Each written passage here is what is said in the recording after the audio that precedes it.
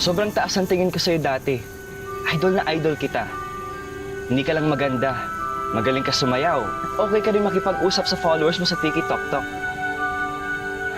Pero nung nalaman ko siniraan mo ako sa followers mo, doon ko na-realize na ang sama ng ugali mo. At hindi dapat kita naging idol. Pwede ba? Hindi mo naman talaga ako idol eh. Ang sabihin mo, gusto mo lang sumikat sa social media. Which will never happen. Kasi kayo mga kapre kayo, hindi naman kayo bagay sa TikTok eh. Bagay kayo sa palayok. Iha, parang awa mo na. Huwag mo na siyang galitin. Peace lang tayo. Hindi po Mang Igme. Sumusobra na kasi tong kapteng to eh. If I were you, tatanggalin ko na yung sumpa. Or else, ikakalat ko sa buong mundo at sa buong TikTok na isa kang kapre na super tsaka. Eh di go! Ngayon na! Mag-live ka na.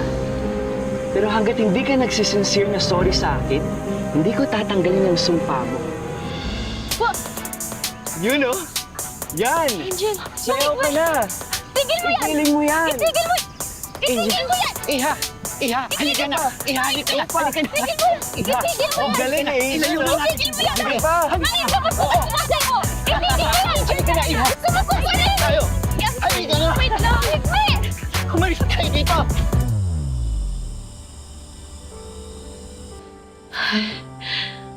Paano na ba tayo ngayon yan? Ikaw naman kasi, sana nag-sorry ka na lang. Wala, nag-sorry po ako.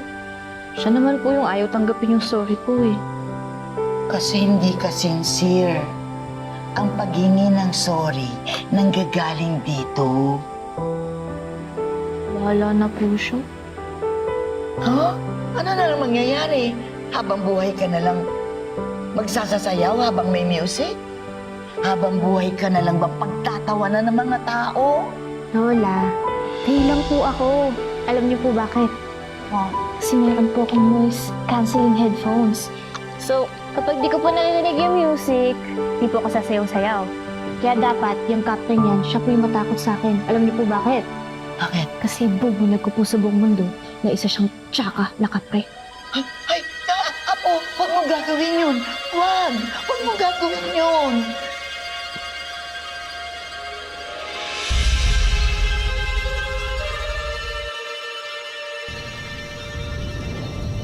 Oh, Bestie, wait.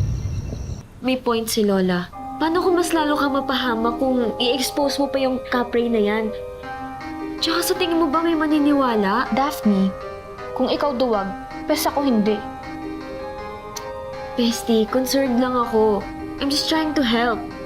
Well, you're not helping. Tsaka, hindi ko naman gusto yung concern mo. So just shut up. Game na.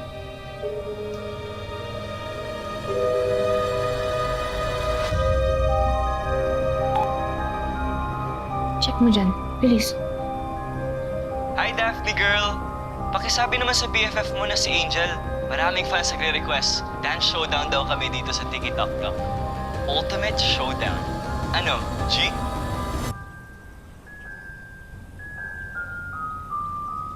Huwag mo nang sagutin.